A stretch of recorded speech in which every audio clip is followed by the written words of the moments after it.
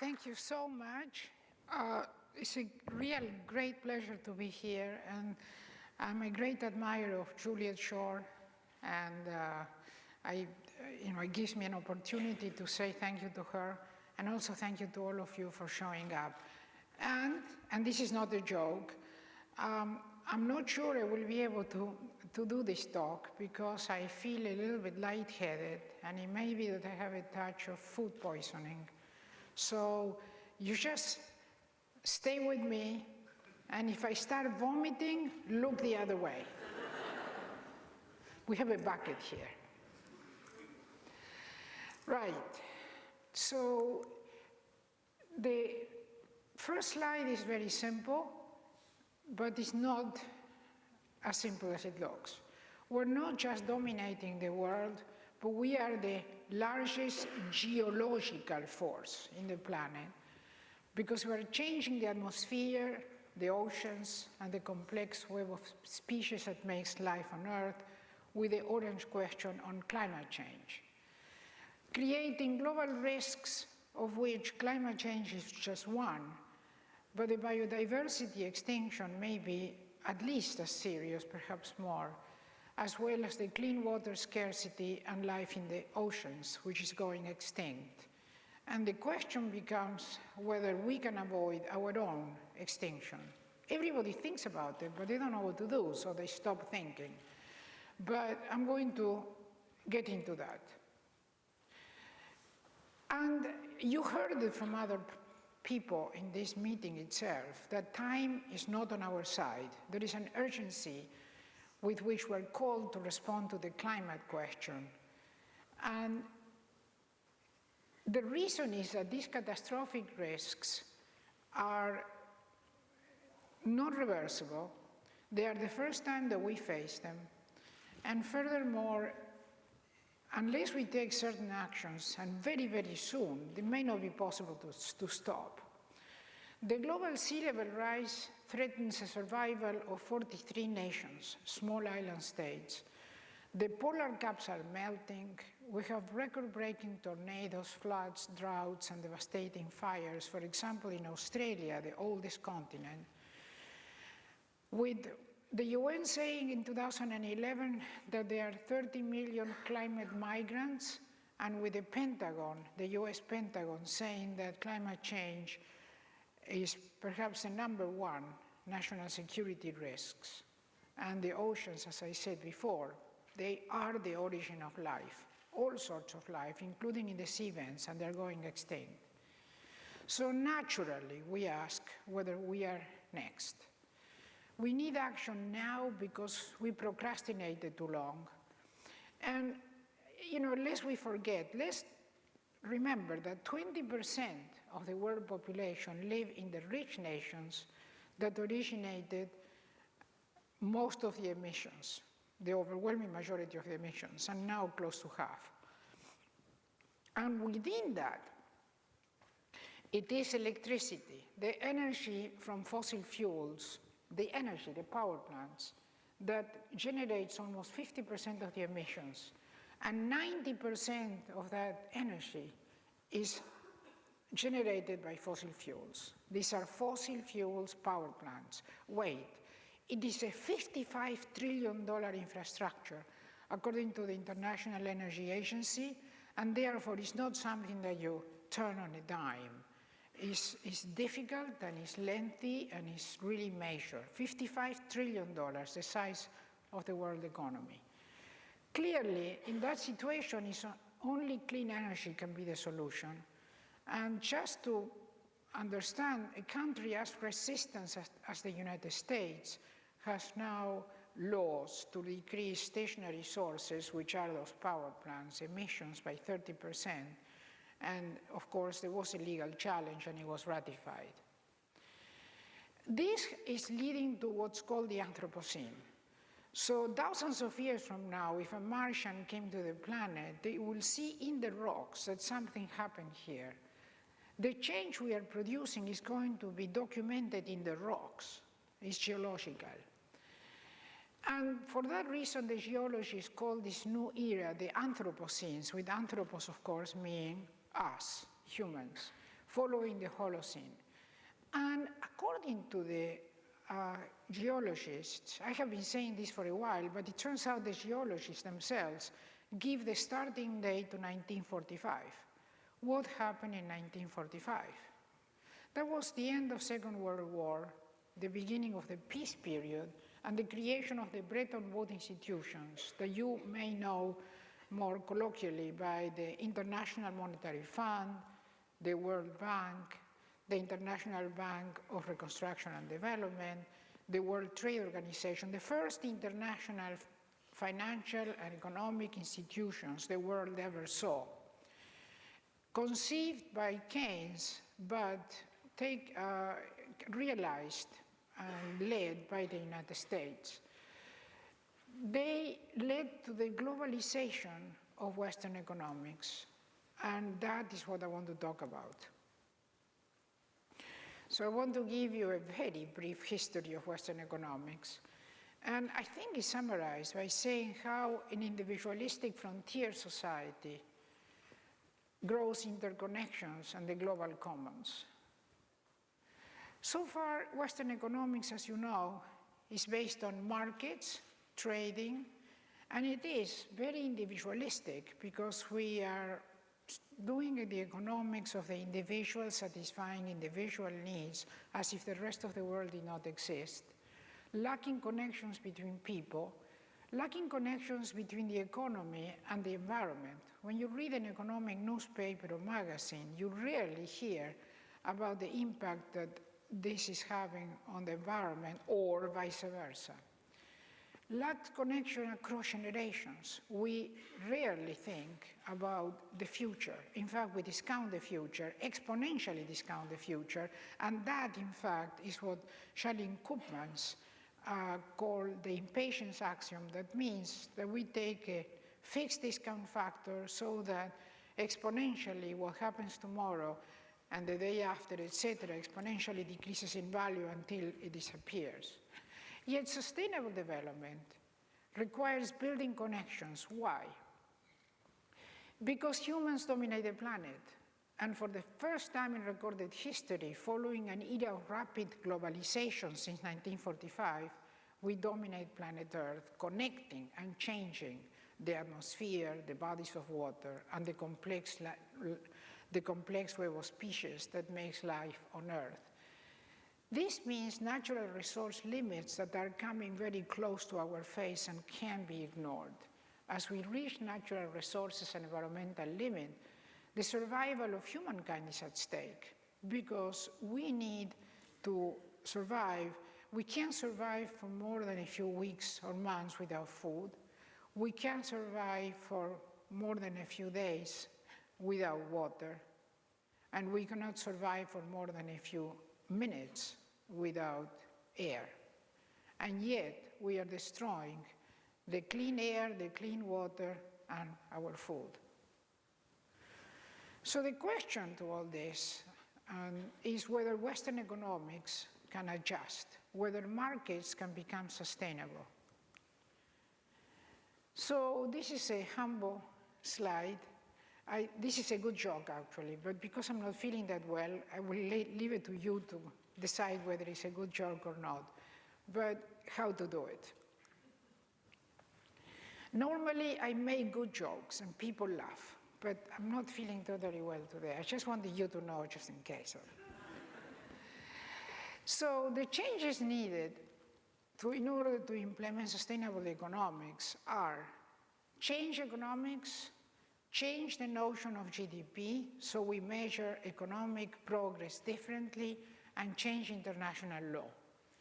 And here I gave the UNFCCC process, and we heard today excellent presentations at lunch from people on this.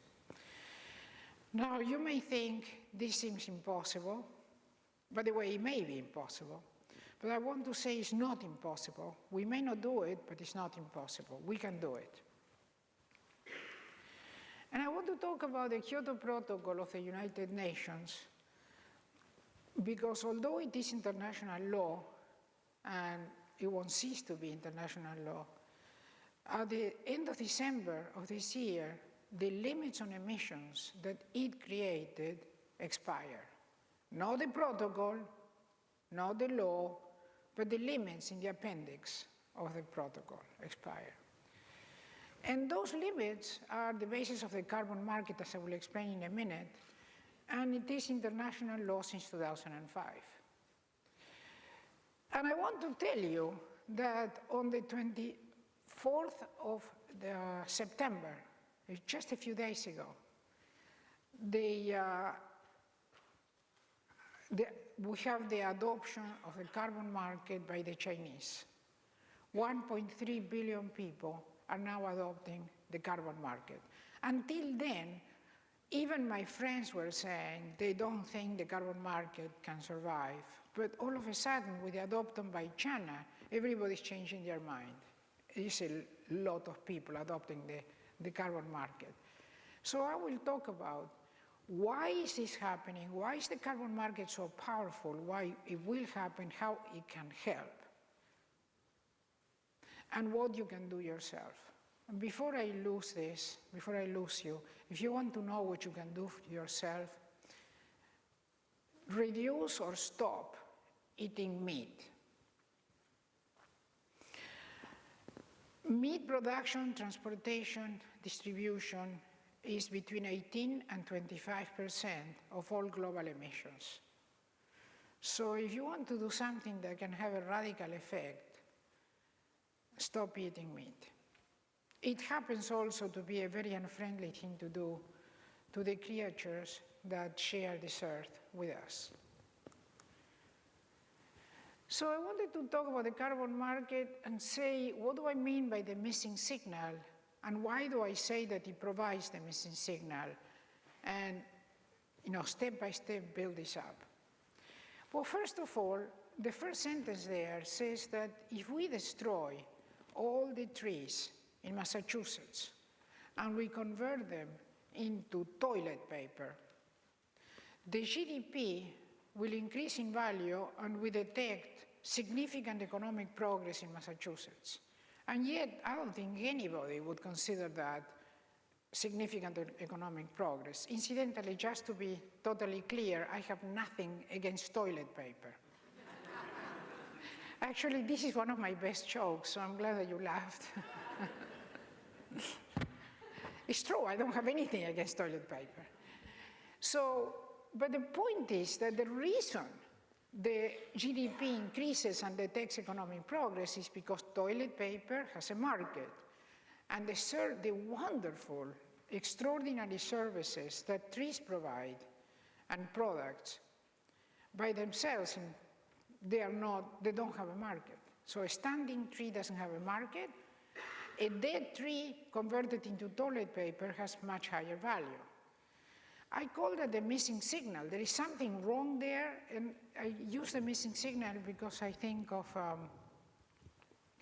Oscar Wilde, who once said that a cynic is somebody who knows the price of everything and the value of nothing.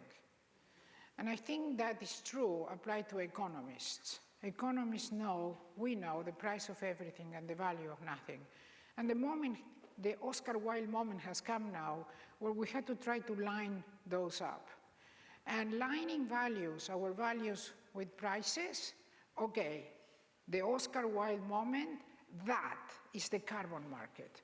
And before I forget, just in case I have to use the bucket, I want you to know that in addition to the carbon market, we need a water market for the oceans.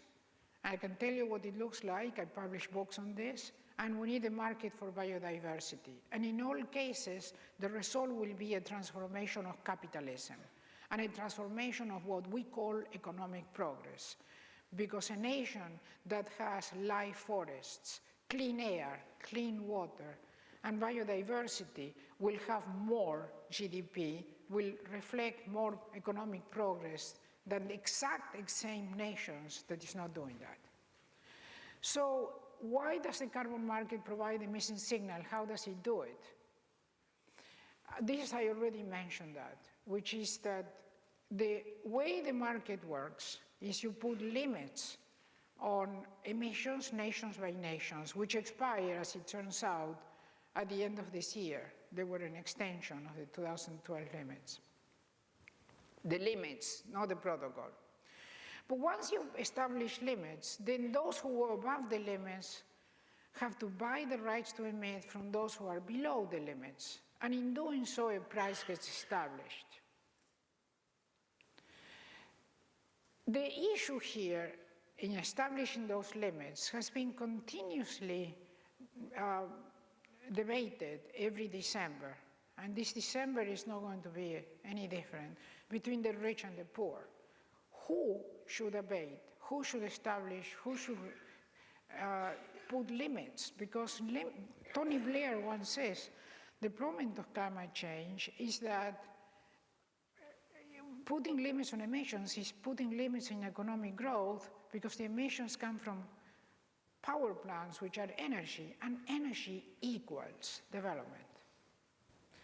So who should abate?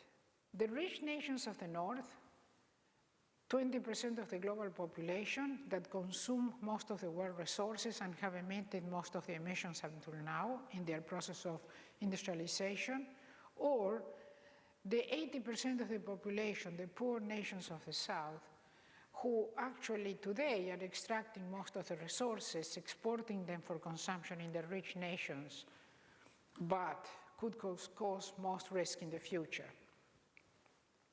So let me talk a little bit about the carbon market, why this is a solution, how it works, why China adopted it, why there is no other way out, and how to go from here. This is a nice looking slide that starts by telling you that the carbon market starts by limiting emissions for the globe as a whole, something that taxes don't do. And those who are dirty above their limits have to pay those who are clean, making clean energy profitable and dirty energy undesirable and expensive. These carbon markets are the missing signal that I was talking about before. And they could be somewhere between $25 and $60 per ton emitted, but they're not just prices for carbon. They can change the entire global economy. The reason they can change the entire global economy is because everything is made with energy. This is made with energy, this is made with energy, this is made with energy, your cars are made with energy. Therefore, if we all of a sudden make clean energy more profitable, we change the global economy. And if you look, if you do the statistics, you'll see that the only nations that decreased emissions since the year 2005 were the nations that traded in the carbon market. The rest increased. And there are various statistics, but the World Bank gives statistics that has varied, as I said, but it's approximately 30% of the emissions of the nations that participate in the carbon market have been reduced, 30% reduction. The rest of the nations in the world went up. There is also no participation by the poor nations because they don't have limits, so they cannot trade. And they don't have limits because when the protocol was written, and when I wrote the carbon market into the Kyoto Protocol, their contribution to the global emissions was so small that you didn't want to handicap further their fight against poverty by forcing them to limit their emissions, and it didn't matter. But things are changing rapidly, with China being a huge nation that has the largest emissions now. I forgot to mention, I'm not feeling very well, I forgot to mention that there is a mechanism that allows the developing nations to participate in this process. That's called the Clean Development Mechanism, or CDM, and it rewards financially the nations through the money from the Kyoto Protocol with credits, those projects in developing nations that decrease emissions. So even though they are not forced to limit emissions, they are given a strong incentive to do so through credits that can be cashed in the carbon market. So the carbon market, as I said before, is linked to the entire global economy. It's not something that is on the side. It changes everything and establishes new market prices and new values. So the reason the carbon market is a must and will be adopted and has been adopted by the European Union emission trading system and now by China, so that's the majority of the world right there, is because it caps emissions as we need to do, and it uses the market mechanism to provide incentives for the nations to regard economic progress as progress that keeps a clean atmosphere, and it gives a flexibility, so from 1 year to the next, you can go up or down, don't have to do the exact amount every year, each country, but the whole world is fixed.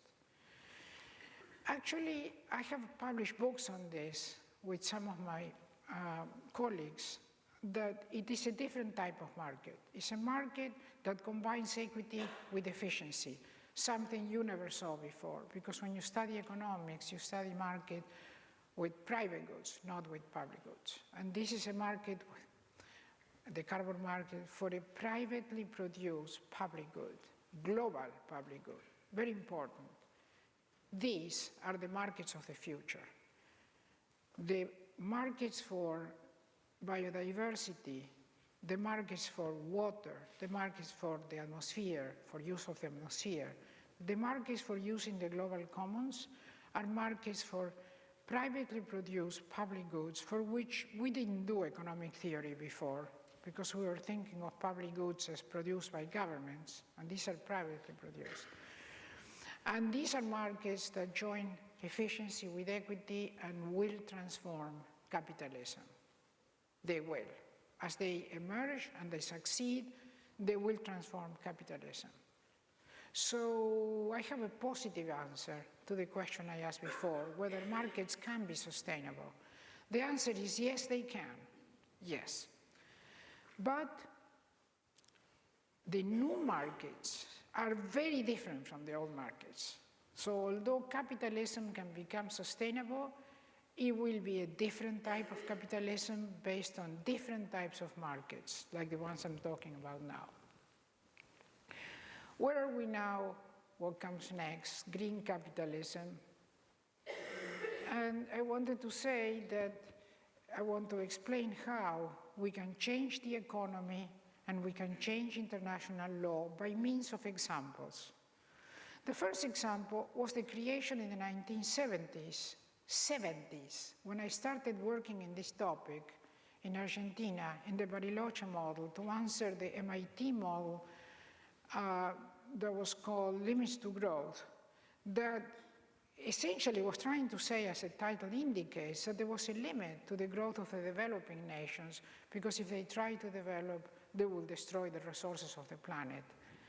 In defining basic needs for the first time, in creating the concept of basic needs, I was seeking to measure economic progress in terms of the satisfaction of basic needs of people, particularly, of course, people in the developing nations, not in terms of GDP. And this caught on. It was voted by 150 nations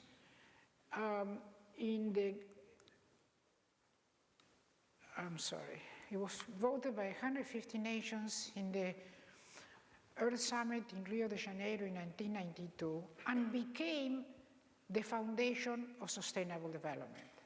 Sustainable development satisfies the needs of the present without preventing the future from satisfying its own needs. This is not about GDP. Repeat, nothing in sustainable development talks about GDP, because it shouldn't. It's based on basic needs. In creating that concept in the world model of the world economy, the Bariloche model, we changed what economic progress means and addressed the satisfaction of basic needs of the majority of the population in the planet, the people in the poor nations, as the measure of economic progress from which economic development was created, sustainable development was created. This is a great slide. And I have to tell you, I am very committed to it, but I can't talk about it now because I had to start accelerating. Otherwise, I will be going beyond our time. And I know that Julie will get upset with me. But this is very important because survival for our species, and if you're talking about avoiding extinction, you have to understand it's all about women. If I felt better, I would do that.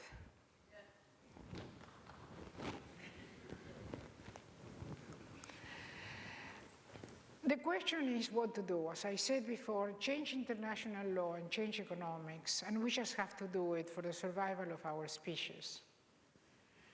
So to change international law, I want to give you examples of how it can be done, how it has been done, and how it will be done, if I manage to finish this talk. 1974, as I said, I created the concept of basic need. It was voted by 150 nations, and even more important, in the year 2009, sustainable development that is based on basic needs was adopted by the G20, the first global group of nations that includes developing nations. That became international law. It was voted by 150 nations. Then in the creation of the carbon market, 160 nations voted the Kyoto Protocol in 1997. That was the first international agreement based on the creation of a market. We never had anything like that before. It's not an agreement that needs money to implement it. It brings money. It's a market. Never existed before. That was international law in 2005. And now, as I said, not only adopted by the European Union, but also by the Chinese. The Green Power Fund is something I created in Copenhagen 2009. And it was partly implemented as international law and was now called the Green Climate Fund. The change from Green Power Fund to Green Climate Fund is quite important because the Green Climate Fund doesn't have a source of funding and doesn't have a direction for the use of funding except mitigation, while the Green Power Fund had a source of funding and direction. And I will talk about that in a minute. The Green Power Fund is a $200 billion fund that would use the money from the carbon market, which has enough money already in it to support it, to build carbon negative power plants in developing countries. And with 15 years at $200 billion a year, which means a total of $1 trillion in 15 years, we can resolve the problem of climate change. So what am I saying here? I'm saying that there is a way to solve climate change. We have the technology, we have the institutions. We just need to execute this. And it's difficult because people don't understand it, but it's starting to happen. The Green Power Fund will take the money of the carbon market, if it's allowed to continue because of you need the new limits after this December in Paris COP21, then the carbon market will generate enough funding and each dollar can be used for what I just said, building carbon negative power plants in poor nations. If you build those at the rate of $200 billion a year for 15 years, we clean the planet's atmosphere. That's the solution. It's not a mitigation, which is very important. It's not helping the poor people that in the 43 island nations that are going to go under the water. That has to be done. That's urgent. But it is a solution that cleans the atmosphere. So let's talk about that, and I may not be able to talk much more, but I will actually show you 2 videos if I just make sure that you guys have the sound. So we need political support for this, and it's starting to happen because there is no other solution than cleaning the atmosphere. What do I mean by that? The IPCC has published a fifth assessment report, page 191, goes in detail on the need to remove carbon already in the atmosphere. Let me repeat. We no longer may solve the problem by reducing emissions, reducing the flow. Now we have to go to the carbon that is already in the atmosphere and remove it, the stock. That, according to the IPCC, is now necessary to preventing catastrophic climate change. That doesn't mean that reducing emission is not needed. It is needed. But in the short run, we have to remove that carbon from the atmosphere. Luckily, we have the technology. I have been busily creating that technology in a firm called Global Thermostat, and you will see a little bit about it in a video that Scientific American did about this firm. This is the firm that Julie mentioned, was just awarded by Fast Company magazine, was selected the world's top 10 most innovative company in energy. And it gave me the award also at the Yale Club in New York as the 2015 CEO of the Year. I'm not used to these awards, but they are there because this is very important. So I did say we had to change economics. I know that this is very important. I honestly don't have a lot of energy to talk about this now. I'd love to talk about it. The economics exist, providing missing connections between the people with the environment, between the present and the future. Sustainable development was created formally. It's no longer what is sustainable development. In fact, I published an article called What is Sustainable Development? And I provide the parallel axioms, and that was in 1996, parallel axioms to the axioms of neoclassical economics for sustainable development. So it has solid theoretical and empirical foundation. Then we have axioms for sustainable development that you can see here that deal with how not to discount the future and still have a very solid economic theory as appropriate for doing cost-benefit analysis, for doing intertemporal choice, optimal growth theory, and everything that is the foundation of neoclassical economics for sustainable economics. All of this has been created. I wanted just to point out that these new markets change GDP. They change GDP because if you have two identical nations, the one that has dirty energy will have to pay, the one that has clean energy receives funding, and therefore the economic progress of the clean nation is measured higher by GDP than the one for a dirty nation. GDP changes.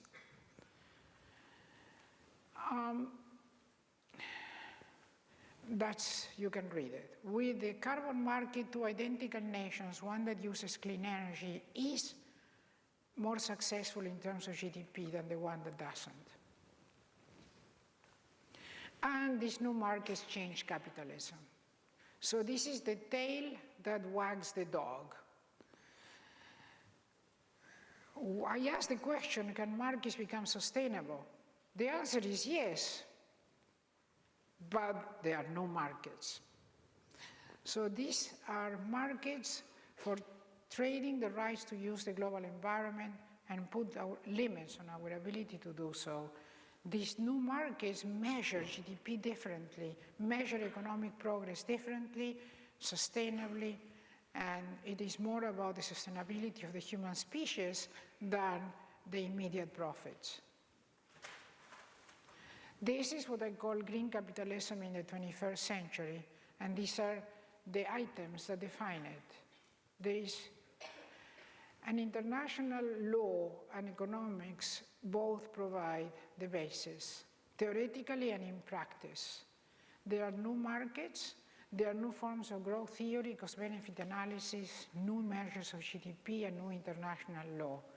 We now need to implement it through the carbon market, water market, and biodiversity market in the COP.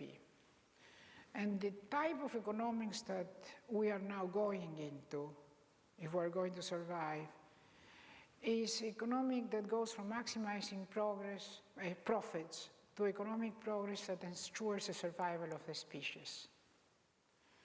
But having said that, it's all very nice, but this is urgent. We had to do something now. So 6 years ago, I decided to create a technology which now has 16 patents, and it is operating in Silicon Valley, and you're welcome to come and visit it, at the Stanford Research Institute, which is the most well-known and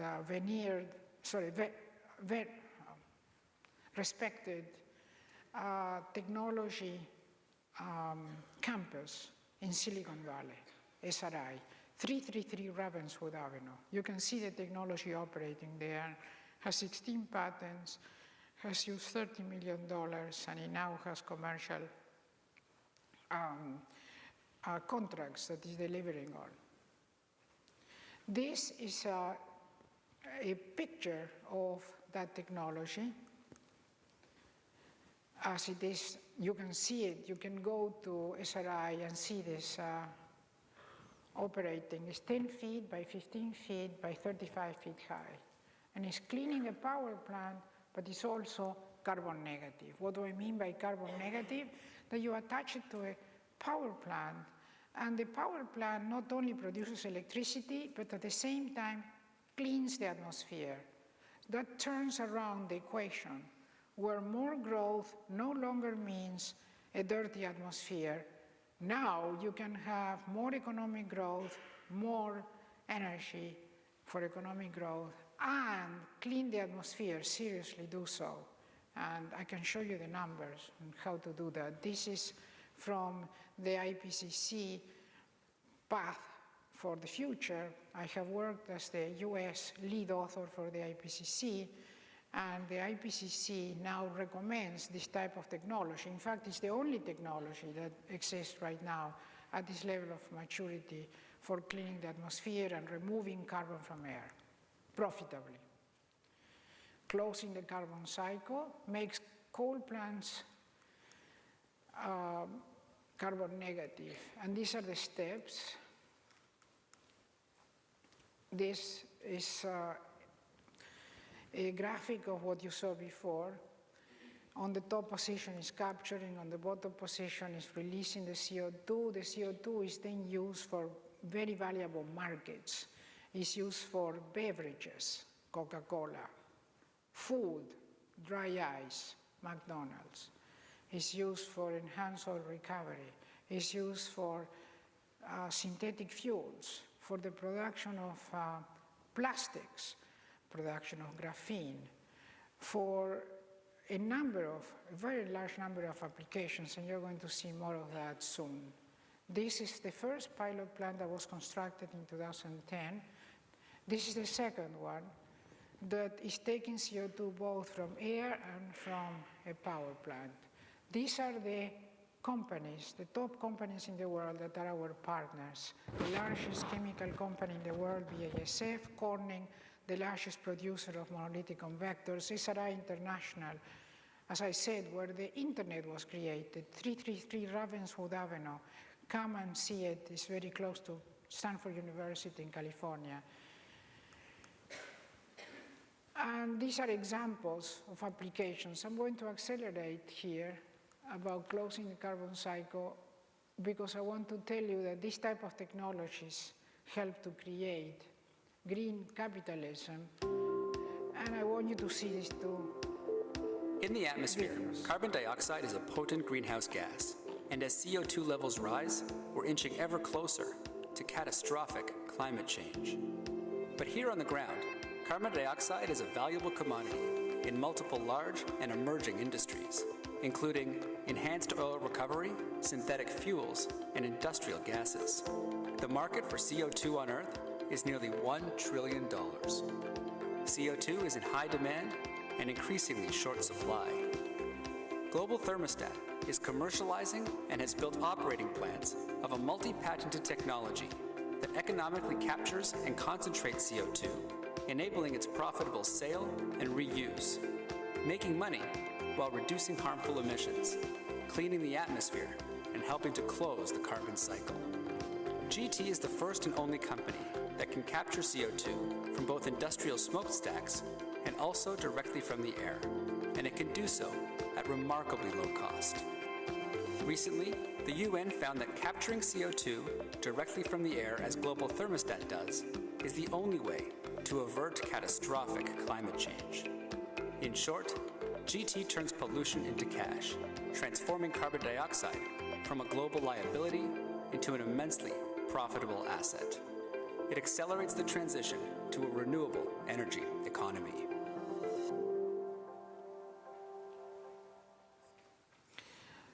I also want to show you, to be providing more detail, a video that Scientific American has done about our company.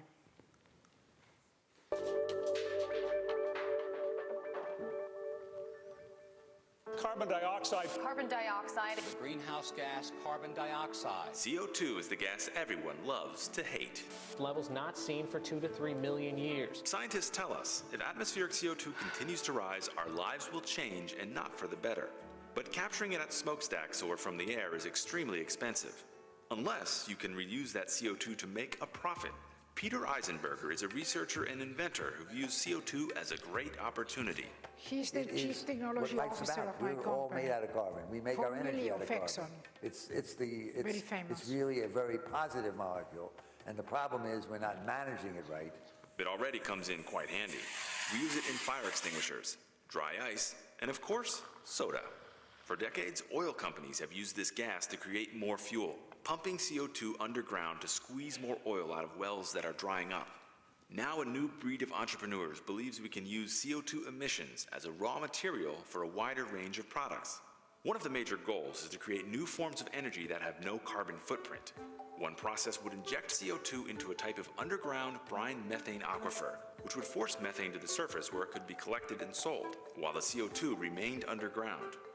In another line of thinking, Eisenberger's company, Global Thermostat, intends to capture CO2 out of the air and use it to feed special algae floating on seawater. The algae is processed into biofuel and a substance called biochar, which stores CO2 in soil. The process, if scalable, would be a carbon-negative source of fuel. I think that that's where we're going to be going, collectively as a species. Try and find ways to mimic the energetic and structural way that carbon is used by the rest of life, and use our knowledge and our technology to do that even more effectively than nature does. Thank you very much. I wanted to convince you before I finish that normally I am much more entertaining and lively. I'm just not feeling well today. So thank you so much for this, and let's hope we can make it work.